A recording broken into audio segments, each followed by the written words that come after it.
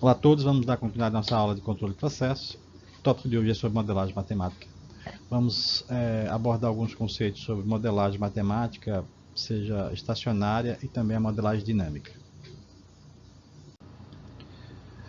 Na aula passada nós tínhamos apresentado esse exemplo, de um tanque de aquecimento. Nós temos aqui do lado a figura número 1, o processo propriamente dito, ou seja, o aquecimento, onde você tem um elemento sensor e o elemento atuador e o fluido sendo aquecido.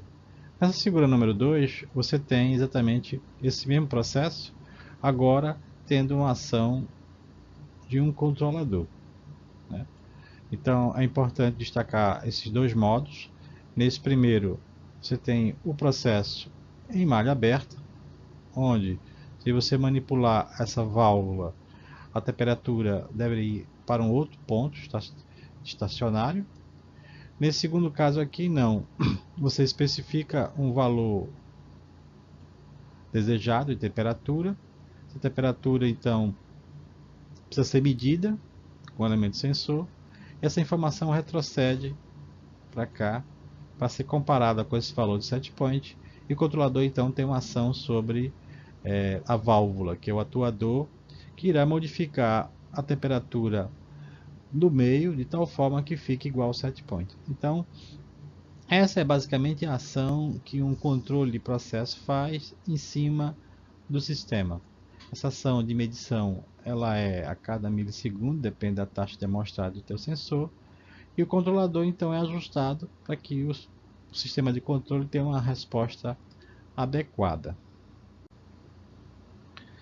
Como vamos tratar de modelos matemáticos, então a grande pergunta é o porquê elaborar um modelo matemático? Isso aí, se nós olharmos de uma forma mais ampla, não só apenas controle, o modelo matemático tem como grande finalidade predizer os valores daquelas variáveis que você quer acompanhar, seja para um estudo de otimização, ou um estudo de controle, ou mesmo averiguar algumas condições de operação. Então, a grande finalidade do modelo matemático é essa, você poder ter uma segurança sobre o processo que está operando nos equipamentos e você poder tomar decisões, Também o modelo matemático você vai encontrar em etapas de projetar equipamentos. Também, como eu mencionei, o modelo matemático te auxilia no projeto das estratégias de controle, assim como na avaliação das configurações. Alguns processos se adequam melhor a um determinado tipo de controle, alguma determinada estratégia de controle, e outros a outro tipo. Então, se você puder ter um modelo matemático que especifique exatamente como esse sistema varia, você pode avaliar essas opções de configuração. Você também tem o modelo matemático sendo desenvolvido para etapas que envolvam ensino, treinamento, capacitação. Eu aqui estou mostrando a tela que é apresentada no computador quando você utiliza um software de simulação. Só para lembrar que por detrás de cada bloco desse, você tem modelos matemáticos pré-definidos, que na realidade você pode juntar todos esses modelos e ter exatamente a simulação do que deseja. Aqui é só para exemplificar essa figura e ressaltar essa frase que nós iniciamos, que o importante da modelagem é você poder prever situações. Você está aqui 3 valores de parâmetros, 3 valores de conjunto de parâmetros, 2, 2 e 2. Então, para cada valor usado, você tem uma curva de resposta. Então, você pode estar analisando o teu processo através do modelo matemático, impondo condições de estudo, averiguando como o sistema responde quando você modifica determinada variável. Isso do ponto de vista da modelagem matemática, é uma grande ferramenta. Vou traçar algumas observações sobre a questão dos modelos matemáticos. Todo e qualquer modelo é uma aproximação para o mundo real. Não quer dizer que ele vai ser 100% certo. Todo modelo tem erros, claro. Você vai ter modelos matemáticos desenvolvidos com maior ou com menor precisão, ou com maior ou menor complexidade. Esse é outro ponto que deve ser levado em conta, porque você deve ter um compromisso entre gastar muito tempo e esforço para desenvolver um modelo, né? Ou seja, que ele seja extremamente preciso, às vezes pode resultar um sistema extremamente complexo, mas que para a finalidade que você quer aplicar, ou apenas um estudo de um comportamento, digamos, dinâmico, ou um estudo apenas para averiguar certas variações para um determinado ponto específico do equipamento de processo, talvez uma modelagem tão rigorosa, tão precisa não seja necessária. Esse aqui é um ponto que geralmente é colocado, onde você tem que ter uma certa criatividade no desenvolvimento desse modelo matemático. E basicamente os modelos matemáticos que você vai tratar, eles serão, na maioria dos casos, um sistema de equações diferenciais ordinárias ou sistema de equações diferenciais parciais. Aqui tem um exemplo aqui de um modelo matemático. Isso aqui representa o balanço de massa e energia num reator químico em batelada. Aqui nós temos as taxas de reação e aqui os balanços de energia no processo e na camisa que envolve esse reator.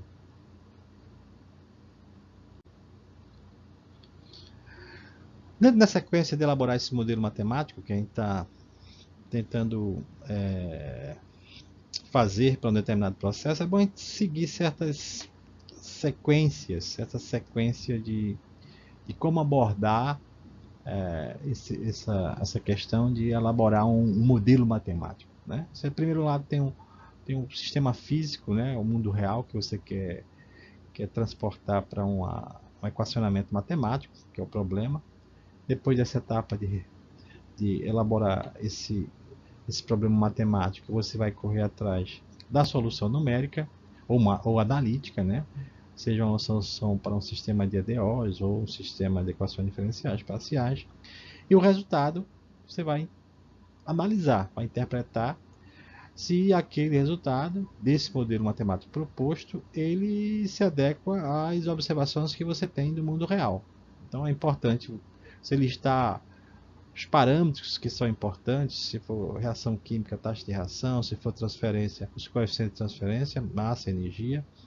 É interessante que você ter o conhecimento de como seria mais ou menos o comportamento da resposta desse modelo matemático. Você pode ter uma variável que você manipula e ter uma certa noção que a variável de resposta ela deve, por exemplo, crescer ou então deva diminuir. Aí você mais ou menos filtra o que está acontecendo em relação ao modelo matemático que você está propondo. Saber colocar as convenções de sinais, né? Seja para entrada de matéria-prima ou de energia, saída de matéria-prima, saída de energia. Elaborar esse conjunto de equações proposto, né, que será originário, seja de uma modelagem muito simples ou de uma modelagem mais complexa, envolvendo as leis de conservação e as condições iniciais de contorno de determinado problema. Então, partir para resolver o problema e interpretar. Isso aí segue essa linha que eu coloquei aqui em cima. De outro lado agora, nós temos 3 pontos para a gente sempre estar lembrando dentro dessa modelo matemática, que dentro do modelo você vai ter variáveis que são dependentes, são calculadas da solução do modelo matemático. Essas variáveis dependentes, elas são funções de outras variáveis, que seriam as variáveis independentes. No caso específico de um modelo matemático dinâmico, você tem as variáveis, por exemplo, temperatura, concentração, pressão, função do tempo. E diferente dessas duas variáveis, você tem os parâmetros que compõem o modelo matemático. Tá? Não confundir parâmetro com variável independente. Outro ponto importante que precisa ser bem analisado é você selecionar adequadamente as variáveis que você vai utilizar nesse modelo matemático. Eu tenho aqui o exemplo de um reator em batelada, né, perfeitamente agitado. Nós temos aqui essa equação que é proveniente do balanço, né, ou seja, está existindo a variação de concentração no meio, ou a variação do número de moles, que é o que representa aqui, e você pode estar trabalhando ou com concentração ou com número de moles, né? E essa expressão aqui nos diz que a concentração varia com o tempo de acordo com a taxa de reação do processo. A variação do número de moles com o tempo varia de acordo com a taxa multiplicada por volume. Essa grandeza aqui é uma grandeza intensiva, essa aqui é uma grandeza extensiva. Então, em algumas situações, você deve escolher qual delas é a melhor para você desenvolver seu modelo matemático. Por exemplo, você pode ter em relação à energia uma seleção entre vou trabalhar com temperatura ou vou trabalhar com entalpia. Em algumas situações é mais conveniente uma, em outras situações é mais conveniente usar a outra, né? Você tem duas correntes que se juntam e você quer saber o conteúdo entálpico dessa corrente resultante, você pode simplesmente adotar a entalpia como a sua grandeza. Agora, se você tem interesse de acompanhar com a temperatura que está evoluindo dentro do processo, você vai selecionar certamente temperatura. Dando sequência a abordar e elaborar o modelo matemático do processo, em algumas situações você vai precisar recorrer a equações complementares, que a gente chama de equações constitutivas, né? Quando você efetua um modelo matemático originário de um balanço de massa e energia ou quantidade de movimento, algumas equações de fechamento desses balanços são necessárias, que são exatamente essas equações constitutivas, né? No caso aqui do balanço de massa, o balanço de número de moles presente no sistema, você tem a taxa de reação como uma equação constitutiva. Outras expressões de equação constitutiva dentro da engenharia de processos químicos seria as taxas de transferência de massa, de energia. Então, isso é muito importante que você tenha o cuidado na seleção dessas expressões. Então, apresentando de uma forma mais detalhada aquilo que explicamos no slide anterior, você tem aqui o balanço material nesse reator em batelada, originando essa equação, e nós temos a equação constitutiva. A equação constitutiva ela é detalhada aqui do lado. A taxa de reação ela é função da determinada concentração, Ca, determinada concentração, Cb, de parâmetros, que são a energia de ativação e esse coeficiente pré-exponencial. Então, para nós termos a equação de balanço completa, foi necessário usar a expressão da taxa de reação, que é a nossa equação constitutiva. Na elaboração do modelo, além da escolher corretamente as suas variáveis que você vai utilizar, você também usar corretamente as equações constitutivas que vão fechar a expressão do balanço, né, de massa, energia e quantidade de movimento. Outra atenção que tem que ser dada é se no processo físico, né, aqui temos o exemplo 1, existe ou não variações ponto a ponto dentro do equipamento.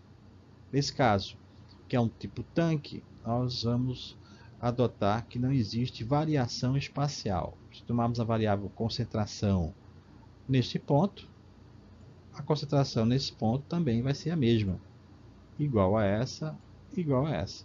Temperatura, a mesma coisa. Nesse outro exemplo aqui, não. Você tem, na medida que você caminha nessa direção, você tem um perfil, seja a concentração ou temperatura, por exemplo, né? Então, os dois devem ser analisados de formas distintas. Então, o modelo aqui seria um modelo a parâmetro concentrado, né, onde não existe variação espacial, geralmente proveniente de balanços macroscópicos, a variável que entra menos a variável que sai, são tipicamente modelados e vão originar equações diferenciais ordinárias, e modelos a parâmetro distribuído, né, onde cada ponto existe uma diferença, né?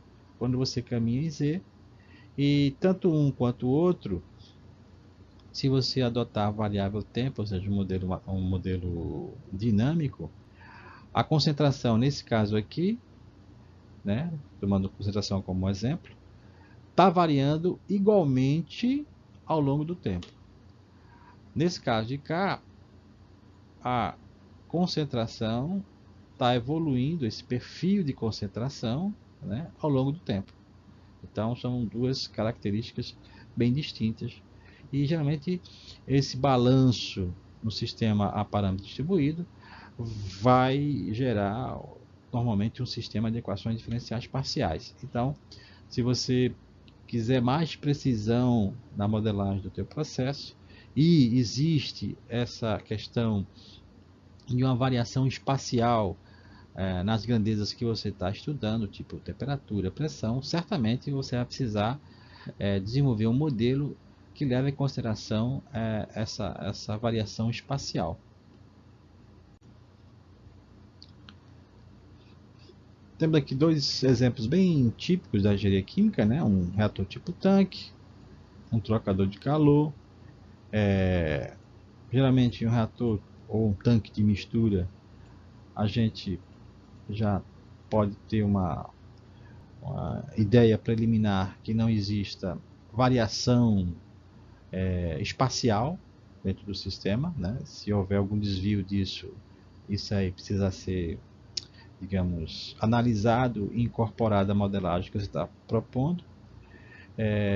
Dito que este é o exemplo de um parâmetro concentrado, nós temos aqui no desenho abaixo esse mesmo tanque agora mostrando, iniciando, né, a etapa de introduzir o controle processo. Você tem aqui uma medição, né, um elemento sensor que mede vazão, a informação chega no controlador e você tem um valor desejado de vazão. Então essa malha que eu circulei aqui controla a vazão que é introduzida no tanque. Então, digamos que esteja existindo uma reação química aqui, se esse modelo proposto, se o processo é a parâmetro concentrado e o modelo proposto também leva isso em consideração, ou seja, um modelo matemático de parâmetros concentrados, qualquer valor de temperatura dentro do reator será idêntico. Qualquer valor de concentração dentro do reator será idêntico. No outro caso, não. Você tem aí uma entrada de matéria-prima, né? Passa ao longo dos tubos, né? Ganhando energia ou perdendo, né? E saindo nesse ponto. Então, você tem aqui uma variação de temperatura na medida que você caminha nesse eixo.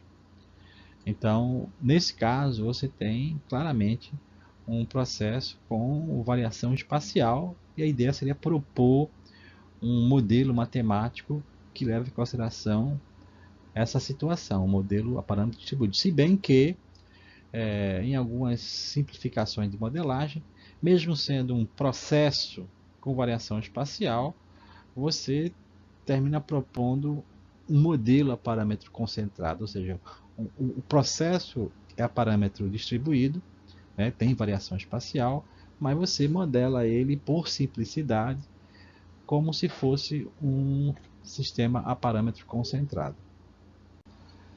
Então, dito que a gente está com interesse de fazer o modelo matemático do processo, por diversas razões, vamos tentar estabelecer uma sistemática, né, de como chegar até isso. Então, o primeiro passo é você estabelecer quais são os objetivos da modelagem, né, e vai usar em quê? É simplesmente verificar alguma situação de processo, é para usar para uma estratégia de otimização, é para usar para uma estratégia de controle, tá bom? Então isso é importante você definir. Faça um diagrama esquemático do teu processo, nomeie as variáveis, liste todas as considerações envolvidas no modelo, ou seja, você está fazendo simplificações sobre densidade constante, certo parâmetro não varia com a temperatura e outros que você achar necessário. Decida, determine se você vai conceber um modelo que leva em consideração variações espaciais. Primeiro, saber se o processo tem essa situação. Segundo, se por acaso um modelo menos elaborado, né, que não leve isso em consideração, possa ser usado isso dentro lá do que você definiu aqui, uso final. Né? Só para ressaltar, mesmo que o seu processo tenha variação espacial, porém, para o uso que você vai aplicar, um modelo mais simples, que não leva em consideração isso, possa ser utilizado. Possa, né? Então é só uma hipótese. Escreva as equações de conservação, as originárias do balanço de massa, energia, quantidade de movimento. Introduza as suas equações constitutivas, necessárias para você fechar esse balanço que você está citando no item 5. Faça uma análise de quantas variáveis você possui, quantas equações estão envolvidas, ou seja, determina o grau de liberdade. Grau de liberdade, por definição, é a diferença entre número de variáveis e número de equações. Se for o caso, simplifique esse modelo final, né, do tipo, o sistema opera numa situação quase isotérmica, então por que usar um balanço de energia? Embora você tenha partido do princípio, lá do começo, que poderia utilizar. E outras simplificações que você esteja interessado, que você acha adequado, aliás. Depois, classifique bem quem é variável entrada, quem é perturbação. Entrada, do ponto de vista, por exemplo, de controle, você vai manipular essa variável para o sistema ter uma determinada resposta. A vazão, você vai variar, manipular, para que a temperatura se altere. Então, essa é classicamente uma variável de entrada. Perturbação, por exemplo, pode ser seu equipamento de processo está instalado, né, e sofrendo ação de temperaturas externas do meio ambiente. Então, se a temperatura do ambiente varia de manhã, de tarde, de noite, você tem algo que não está incorporado dentro da tua estratégia de controle, porém a perturbação tem uma influência na resposta. Então, entrada é uma coisa, variável perturbação é outra. Então, dando continuidade a algumas considerações e focando agora um pouco de como seria ter uma identificação em um modelo matemático para um estudo de controle, né? Eu estou colocando aqui nessa figura em cima a nossa unidade, né? Quando se olha assim, a gente vê a complexidade, tem equipamentos de processo e temos os itens que estão agregados aí a essa unidade, né? Várias tubulações, entrada e saída, cabeamento, sensores, controladores, se for o caso, válvulas. Porém, aí está focado numa situação, por exemplo, de analisar e modelar um equipamento desse. Então, vamos subtrair esse equipamento e ver, idealizar, imaginar o que é que está se passando. Assim, a gente vê que é um tanque, né? Perfeitamente agitados, então eu posso considerar que pontos em qualquer lugar do espaço tem a mesma propriedade. Essa é a primeira situação. Em um esquemazinho de um desenho mais simples, você tem aqui o tanque, o seu sensor da grandeza que você está medindo e seu atuador. Então essa grandeza aqui ela se altera na medida que você manipula a válvula, né, que é a alimentação do sistema. Esse sensor tem uma unidade de transmissão e uma unidade que condiciona esse sinal, né, que é a grandeza física.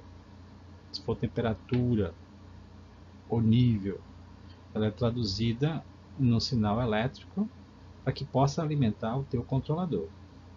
E o controlador, por sua vez, atua na válvula. Então esse é o ciclo. Então, olhe o seu problema físico, filtre, diminua e analise aquilo particular que te interessa, esboce esse desenho para o teu processo, E se você está propondo estudar a parte de controle, né, a gente vai fatalmente ter que elaborar um diagrama de blocos. Aqui, esse bloco seriam as equações matemáticas do teu sensor. Aqui são as equações matemáticas relacionadas ao teu processo. Aqui as equações matemáticas relacionadas ao teu atuador, a válvula e o controle propriamente dito. Esse conjunto aí, com essa etapa de retroagir essa informação, né, para comparar com o valor de referência, cria o nosso diagrama de blocos para essa unidade em malha fechada, do qual esse modelo matemático aqui, esse modelo matemático aqui, mais esse, e a expressão matemática do teu controle. Você está concebendo esse modelo, né, e a junção dele para um estudo de controle de processo, que é o nosso alvo dessa aula, né?